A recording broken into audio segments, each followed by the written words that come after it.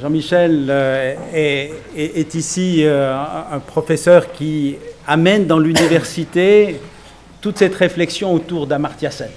C'est un des spécialistes d'Amartya Sen. Ici, c'est quelqu'un qui aide à la développer. Jean-Michel Bonvin donc, dirige le département de sociodémographie, c'est ça? Je crois que c'est pas très important, donc c'est pas tout à fait ça. Laissons tomber. Oui, laissons les éléments. Mais donc Jean-Michel donc nous aide à penser cette question de la pauvreté sous un autre angle. Merci. Merci de l'introduction, Dominique. Merci de l'invitation et un très bel anniversaire, un très beau 75e anniversaire à Caritas. Je vais, sans plus attendre, m'atteler à mon exposé. Je crois que le temps à disposition est un petit peu entamé, donc je vais essayer de vous dire ce que j'ai à dire sans que cela fasse prendre trop de retard par rapport à l'agenda qui a été prévu. Mon propos vise à essayer de mettre en lien la question des politiques d'insertion et la question des politiques d'insertion, d'activation, d'intégration, donc tout ce type de politique, avec la question de la vulnérabilité. Et donc vise à montrer l'ambivalence qu'il y a dans ces politiques d'insertion relativement à la question de la vulnérabilité. Les politiques d'insertion, d'intégration, d'activation sont des politiques qui donnent des ressources aux personnes, qui peuvent donner des qualifications, des compétences, qui peuvent donner une expérience professionnelle, qui peuvent dans certains cas aider à surmonter la vulnérabilité. Donc c'est des politiques qui amènent des ressources, qui aident à surmonter ou à faire face à la vulnérabilité, on va dire plutôt. Mais c'est des politiques qui aussi peuvent être des facteurs de vulnérabilité, et de deux façons que j'aimerais explorer dans le courant de cet exposé. Tout d'abord, si les ressources qui sont données sont inadéquates ou insuffisantes pour surmonter la vulnérabilité, à ce moment-là, les politiques d'insertion n'arrivent pas à remplir leur objectif, qui est d'aider les individus à faire face ou à surmonter cette vulnérabilité. Et d'autre part, les politiques d'insertion sont aussi des politiques qui posent des conditions, qui posent des exigences aux personnes. Les personnes doivent répondre à un certain nombre d'exigences comportementales ou je ne sais quoi pour pouvoir accéder aux bénéfices de ces politiques d'insertion. Et ces exigences, ces normes peuvent aussi être des facteurs de vulnérabilité, de stress, comme disait Michel Horis dans sa présentation. Évidemment que si on demande à une personne de se conformer à une norme sociale et que cette personne sent qu'elle n'a pas les moyens de le faire, ça peut créer du stress, ça peut créer de la vulnérabilité pour cette personne. Donc ce que j'aimerais analyser, c'est ce paradoxe des politiques d'insertion qui, semble-t-il, sont là pour aider les personnes à surmonter la vulnérabilité et qui parfois peuvent les enfoncer ou produire encore plus de vulnérabilité, si vous voulez bien, par rapport à cela. Et j'aimerais, pour analyser cette question-là, analyser cette question à la lumière de la tension qui peut exister au cœur de ces politiques d'insertion entre la question de l'individu tel qu'il est, l'individu comme fait, qui doit être pris en compte dans ces politiques, l'individu avec ses potentiels, ses ressources, mais aussi ses vulnérabilités, ses limites, qui est le point de départ, si vous voulez bien, des politiques d'insertion. Donc tension entre cet individu tel qu'il est, l'individu comme fait, et l'individu comme norme, tel qu'il devrait être, c'est-à-dire le but, l'idéal d'individu qu'on voudrait mettre en place par rapport à cela. Il me semble que toute l'ambivalence des politiques d'insertion, il vient du fait qu'il peut y avoir un décalage très fort entre l'individu comme norme, tel qu'il devrait être, et l'individu comme fait, tel qu'il est. Donc on ne prend pas suffisamment en compte le fait individuel, les limites de l'individu, les ressources de l'individu, pour voir ce qu'on peut faire, ce qui peut être fait avec cet individu, et on risque de lui imposer des normes qui sont en décalage, qui sont inadéquates par rapport aux possibilités ou à la situation, on va dire, de cet individu. J'aimerais analyser donc cette tension entre l'individu comme fait et l'individu comme norme au cœur des politiques d'insertion. Et j'aimerais l'analyser à travers trois dimensions, qui sont trois dimensions qu'on retrouve au cœur de l'approche d'Amartya Sen, qui est cet économiste indien, économiste et philosophe indien qui a été évoqué par plusieurs des préopinants. Je ne vais pas vous parler de capacité, donc je suis désolé pour ceux qui attendaient quelque chose dans ce sens-là, mais je ne vais pas vous en parler directement, je vais plutôt parler de la manière dont anthropologiquement Sen conçoit l'individu et quelles sont les dimensions anthropologique qu'il conçoit, qui est au cœur de chaque individu, donc de chacun d'entre nous, que nous soyons bénéficiaires de politiques d'insertion ou pas.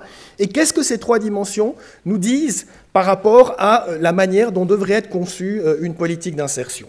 Donc Sen identifie trois dimensions qui définissent l'homme, si vous voulez, chacun d'entre nous, chaque être humain. Et une première dimension, c'est ce qu'il appelle la dimension du receiver, la personne qui reçoit quelque chose. C'est une personne qui est vulnérable, qui a besoin des autres pour pouvoir s'en sortir. Elle a besoin, par exemple, d'aide matérielle, elle peut avoir besoin de soutien institutionnel, d'accompagnement, de care, de soutien émotif, affectif, de services de santé, de services éducatifs, etc. Donc chacun d'entre nous, même le plus grand golden boy ou self-made man qu'on puisse imaginer, a besoin des autres, d'une manière ou d'une autre.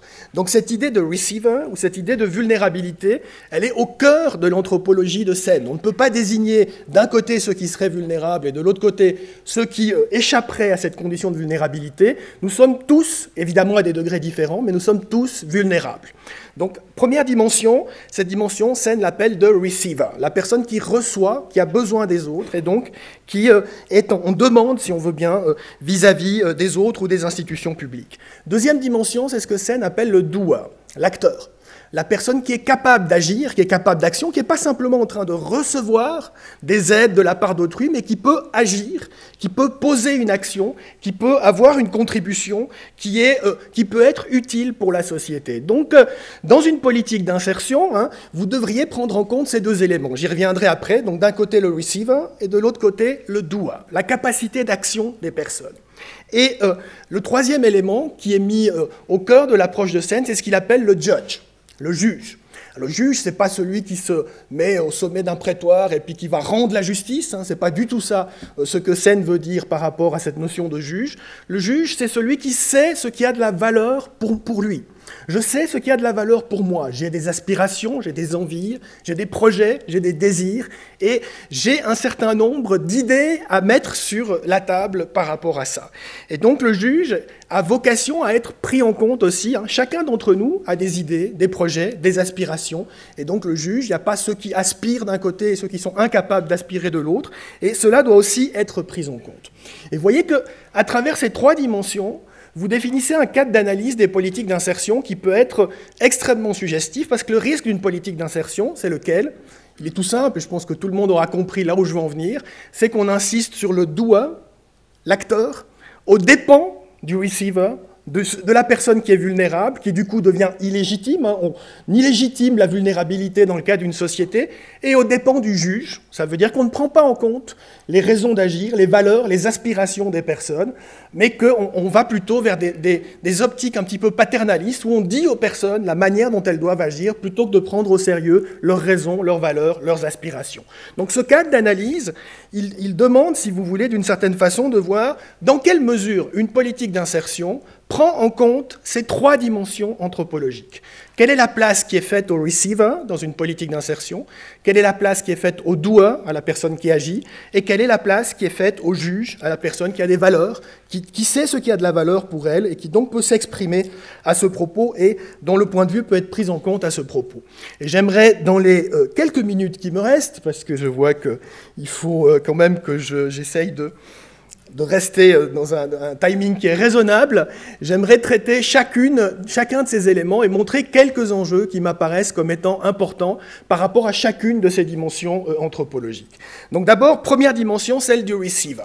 J'ai dit, on est en présence d'une personne qui est vulnérable, qui a besoin d'aide. C'est une aide qui peut se situer sur le plan matériel, parce qu'elle n'arrive pas à subvenir par elle-même à ses propres besoins, mais qui peut aussi se situer sur le plan d'un besoin d'accompagnement, de soutien, de service ou de ce genre de choses. Quand on est dans le cadre d'une politique d'insertion, cette aide, en général, est demandée à des institutions. C'est une aide qui est institutionnelle, ça peut passer par le secteur public ou par le secteur associatif, mais c'est une personne qui n'arrive pas, par la mobilisation de ses propres ressources ou des ressources de ses proches, à s'en sortir, et donc il y a besoin d'un coup de pouce institutionnel par rapport à ça. D'où l'importance de voir comment l'institution envisage cette question, cette place du receiver, cette place de la vulnérabilité dans le cadre des politiques d'insertion. Et j'aimerais ici mettre en avant 2 ou 3 éléments de réflexion simplement par rapport à cette question.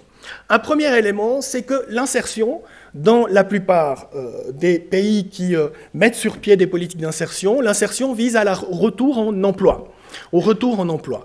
Et donc une question qui se pose, c'est que si on se focalise sur l'insertion comme retour en emploi, quelle est la place qui va être donnée dans le cadre des politiques d'insertion aux autres dimensions de vulnérabilité? Si une personne a un problème de santé, un problème de logement, un problème d'isolement, un problème familial ou d'autres types de problèmes de ce type-là, quelle est la place qui va être donnée à ce type de problème dans le cadre d'une politique d'insertion? Vous avez l'exemple des missions locales en France, qui étaient des missions qui ont eu tendance pendant très très longtemps à prendre en compte l'ensemble des facteurs de vulnérabilité des personnes, c'est-à-dire tous ces éléments, santé, logement, etc. Et à un moment donné, en 2013, si je me rappelle bien, on introduit la garantie jeune, et le programme de garantie jeune qui vise à dire que, en fait, toutes les démarches des missions locales doivent se recentrer sur l'emploi. L'idée de work first, d'abord l'emploi. Si on privilégie, si on met la priorité sur l'emploi, on va résoudre tous les autres facteurs de vulnérabilité ou de précarité. Des études qui ont été faites par rapport à ça montrent que les gens dans les missions locales, à qui on a demandé de mettre la priorité sur l'emploi, en fait, se sont retrouvés pénalisés par tous les autres facteurs de vulnérabilité qui n'avaient pas disparu par magie, mais qui étaient toujours là.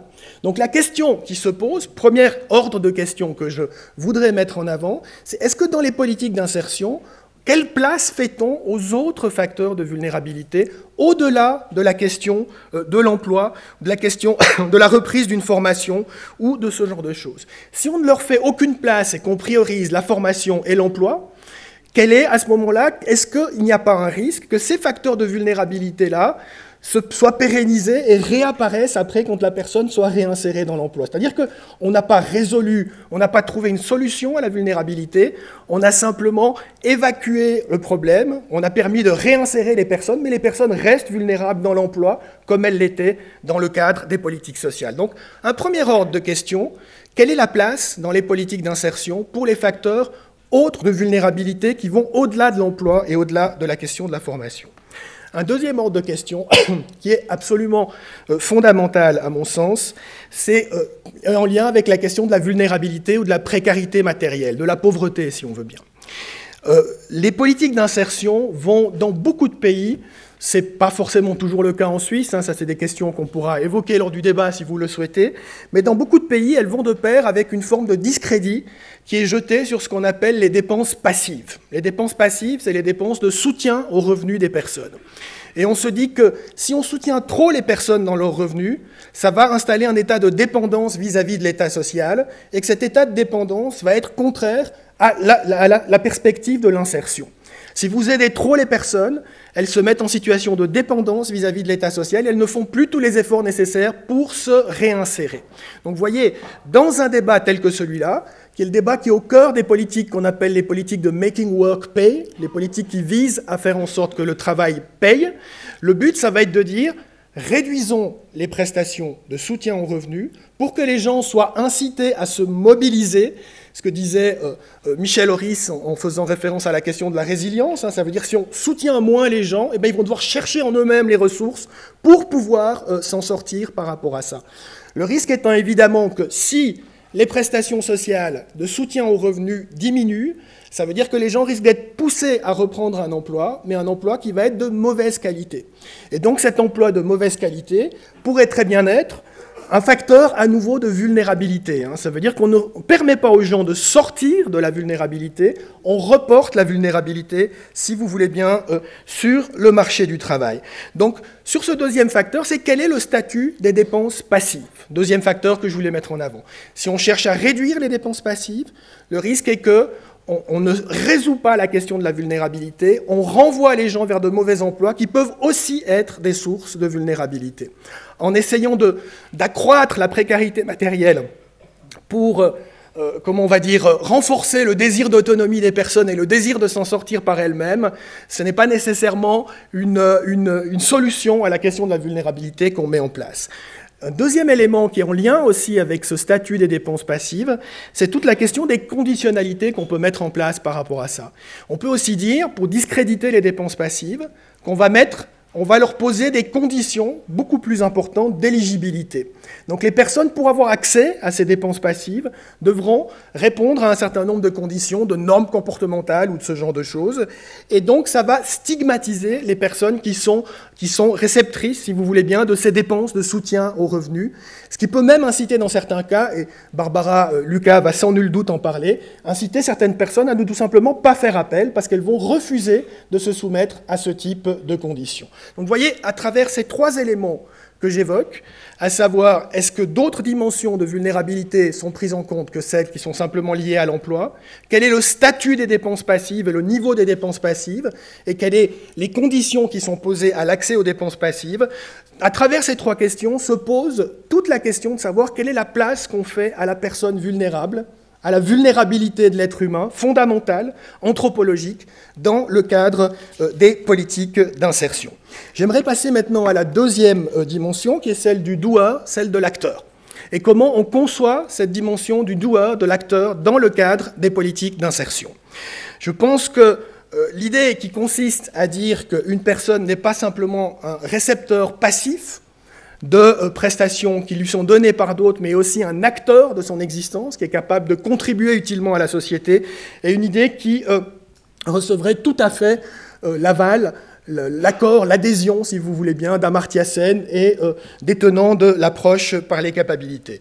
Dans beaucoup de politiques d'insertion, le problème, c'est que cette idée, elle est conçue de manière qui est très restrictive. Le doer, l'acteur, devient celui qui est capable de s'insérer sur le marché du travail. Le fait, l'agency, la capacité d'action, le pouvoir d'agir, est interprété essentiellement en fonction de la capacité à retrouver un emploi, l'employabilité, si vous voulez bien, le développement du capital humain, ou de la fonction à retrouver, à exercer un emploi sur le marché du travail.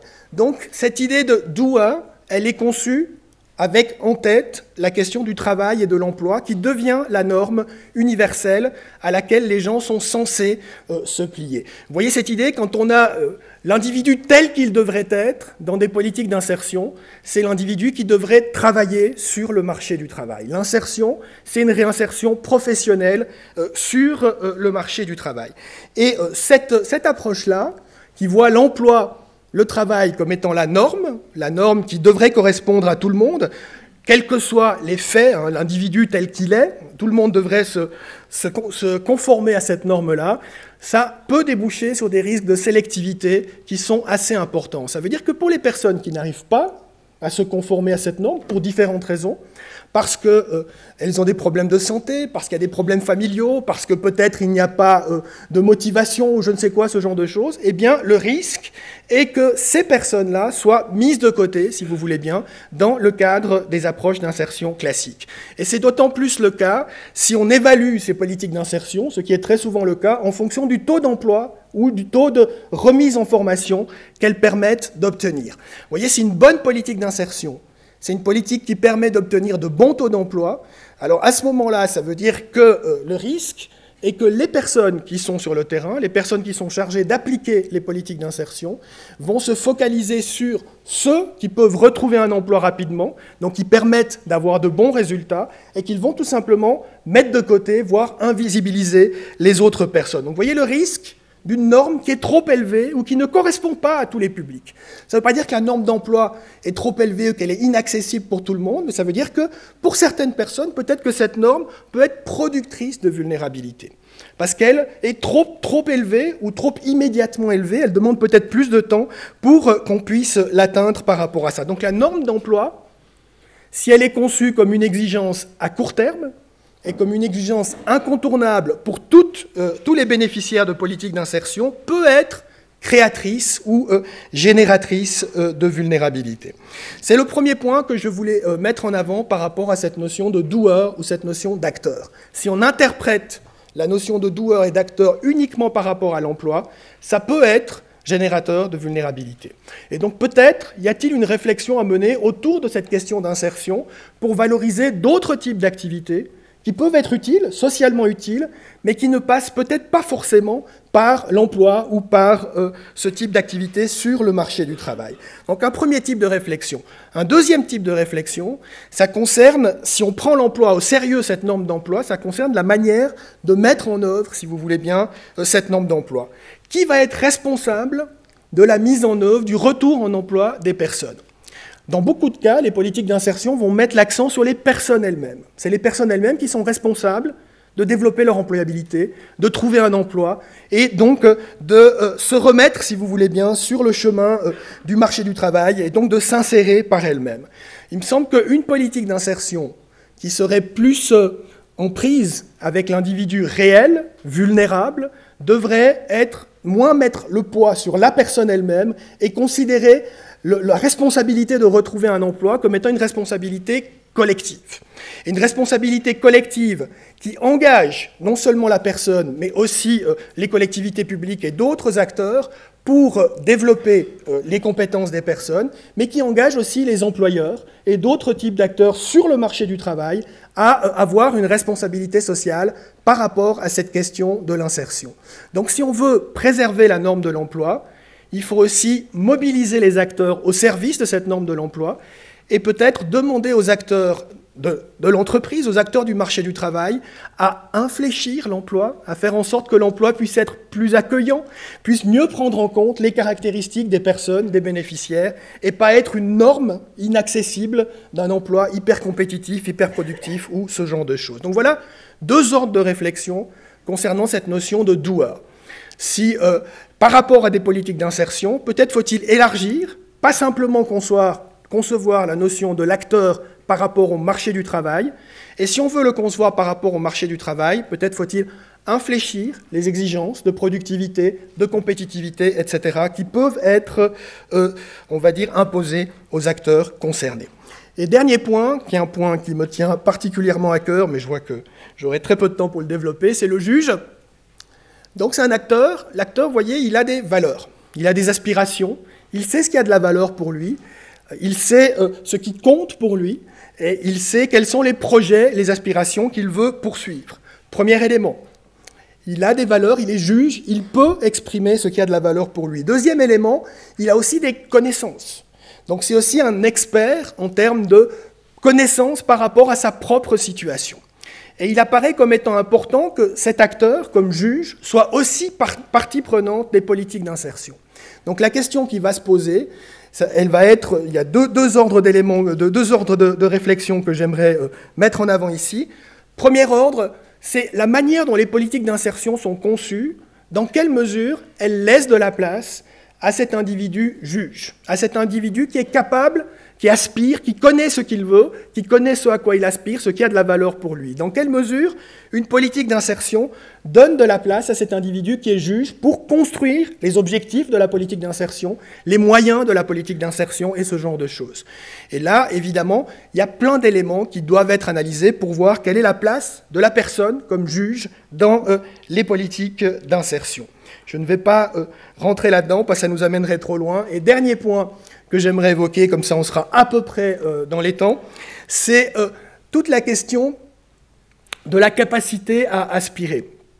C'est une question qui est essentielle et qui a été mise en avant par un anthropologue indien qui s'appelle Appadurai, qui est très très connu, et qui en fait dit que les personnes ont une inégale capacité à aspirer, à développer des projets, à avoir des aspirations ou ce genre de choses. Et il me semble que vous pouvez voir cela de manière très très simple. Quand une personne a été cassée par la vie, qu'elle a été démolie par la vie et qu'elle se retrouve prise en charge par une institution qui lui impose de plus de temps en temps des normes qui peuvent être extrêmement contraignantes, la personne aura tendance à dire « je vais faire ce qu'on me demande de faire et puis je ne vais pas me préoccuper de mes propres aspirations ». La personne aura tendance à adapter ses préférences, ajuster son niveau de préférence, d'aspiration aux circonstances dans lesquelles elle se retrouve.